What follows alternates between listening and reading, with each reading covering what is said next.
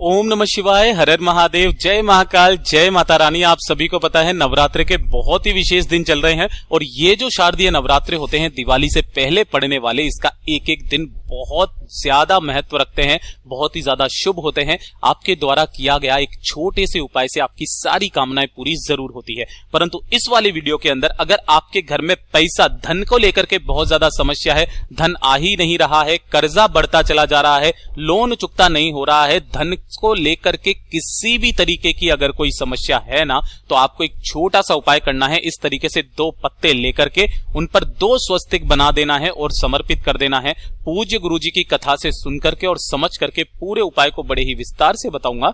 परंतु उससे पहले आप सबसे एक छोटी सी गुजारिश करूंगा कि जो लोग पहली बार आए हैं चैनल को सब्सक्राइब जरूर कीजिएगा और वीडियो को लाइक करके देव आदिदेव महादेव जी का कोई सा भी प्यारा नाम कमेंट बॉक्स में लिखना मत भूलिएगा। साथ ही साथ माता रानी की जय जरूर लिखिएगा, ठीक है ना। इस पूरे वीडियो के अंदर हम लोग 3 महा उपायों के बारे में बात करेंगे, जो कि सारे के सारे आपको धन प्राप्ति को लेकर के और कर्ज को लेकर के ही होंगे। आपको जो उपाय पसंद आ जाए वो वाला उपाय आप कर लेना।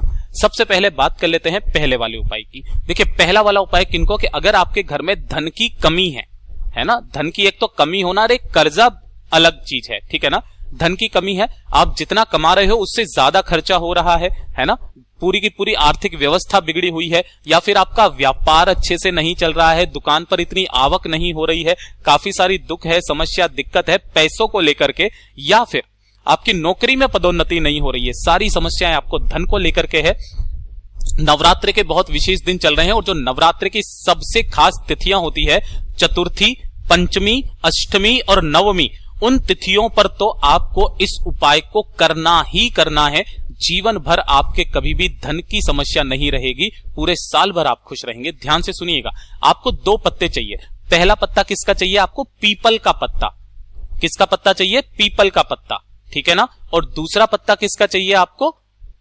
पान का पत्ता। यह चीज ध्यान रखना, आपको इस तरीके से 2 पत्ते लेने हैं, एक पीपल का और एक पान का। 2 पत्ते ले लिए। इसी के साथ सामग्री चाहिए आपको, थोड़ी सी पिसी हुई हल्दी चाहिए, ठीक है ना, और चाहिए आपको थोड़ा सा कुमकुम। ध्यान रखना, ये लाल चंदन नहीं है, ये है कुमकुम, तो कंफ्यूज मत हो जाना, ठीक है ना। और थोड़े से चाहिए होंगे आपको चावल। थोड़े से क्या चाहिए? चावल चाहिए, है ना। अब आप इन चावल को क्या करना, थोड़े से चावल आप एक तरफ रख लेना, थोड़े से चावल आप एक तरफ रख लेना, ज्यादा नहीं, चुटकी चुटकी भर। थोड़े से चावल में आप लगाना कुमकुम, ठीक है, और थोड़े से चावल में आप लगाओगे हल्दी।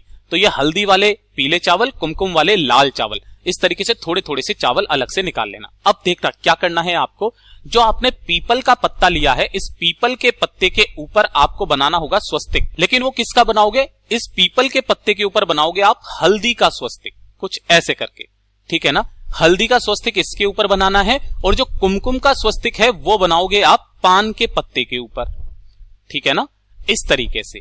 अब ध्यान से सुनना, जो आपने लाल चावल बनाए हैं यानी कि कुमकुम वाले, वो लाल चावल आपको समर्पित करने हैं इस हल्दी वाले स्वस्तिक के ऊपर, और जो आपने पीले चावल बनाए हैं उन पीले चावल को समर्पित करना होगा कुमकुम वाले स्वस्तिक के ऊपर। इस तरीके से आपने 2 पान के पत्ते और एक पान का पत्ता और एक पीपल का पत्ता तैयार कर लिया।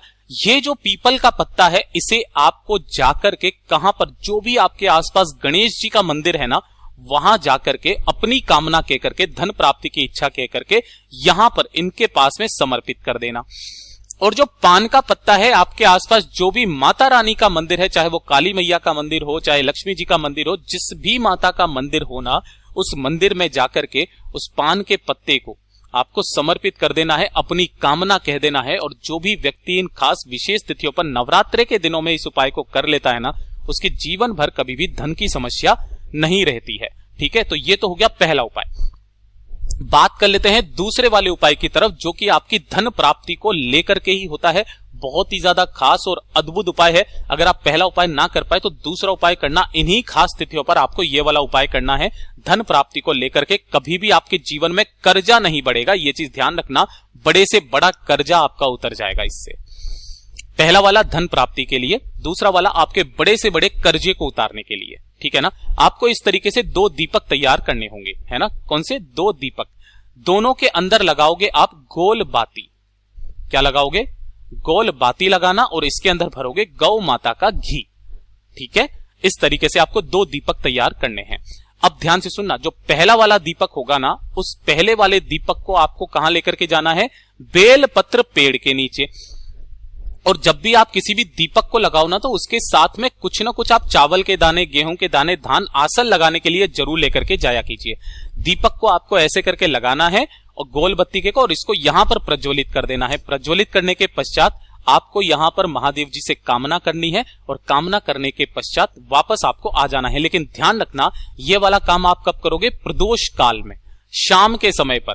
गुरुदेव ने कहा कि शाम के समय प्रदोष काल में जो है ना, माता लक्ष्मी जी का वास बेलपत्र पेड़ के नीचे होता है। और उन्होंने कहा कि जो भी व्यक्ति बेलपत्र पेड़ के नीचे 1 गाय के घी का गोल बत्ती का दीपक प्रदोष काल में लगा देगा ना, तो हे मैया लक्ष्मी, आप उनके घर में सीधे विराजमान हो जाना। उनके घर में कभी भी धन संपदा की कमी मत रहने देना। तो पहला दीपक आपको यहां लगाना है, और जो दूसरा दीपक है ना, वो आपको लगाना होगा शिवालय की चौखट पर।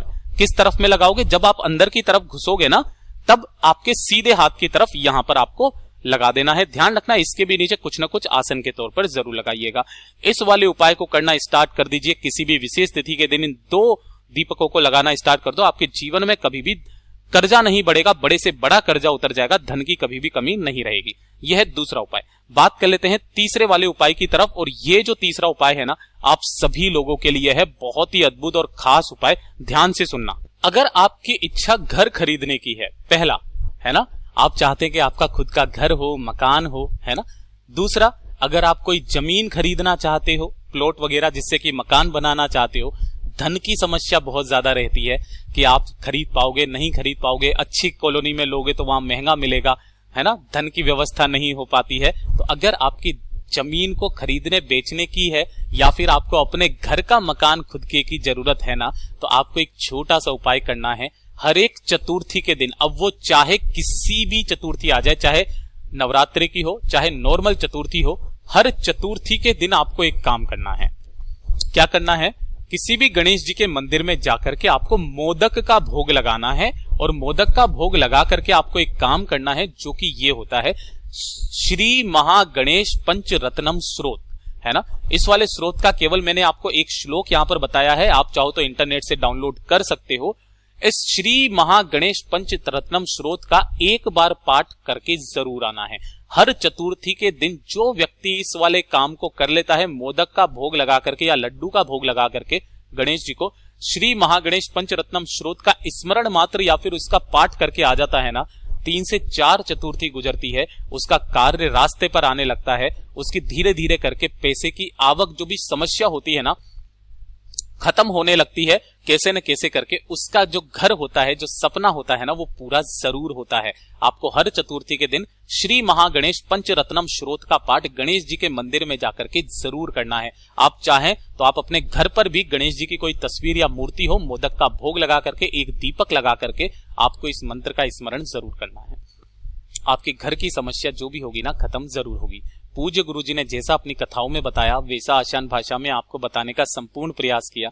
अगर वीडियो पसंद आया हो तो लाइक जरूर करना, साथ ही साथ चैनल को सब्सक्राइब जरूर कीजिएगा। मैं आपसे मिलता हूं अगले वीडियो में, तब तक के लिए ओम नमः शिवाय, जय महाकाल। परंतु आप सबसे पहले तो एक और छोटी सी गुजारिश करूंगा कि आपकी धन प्राप्ति को लेकर के इस पीपल के पत्ते और पान के पत्ते वाला उपाय जो मैंने आपको बताया, ये वाला आपको जरूर करना है। आपकी सारी धन की समस्याएं जीवन भर के लिए खत्म जरूर हो जाएगी।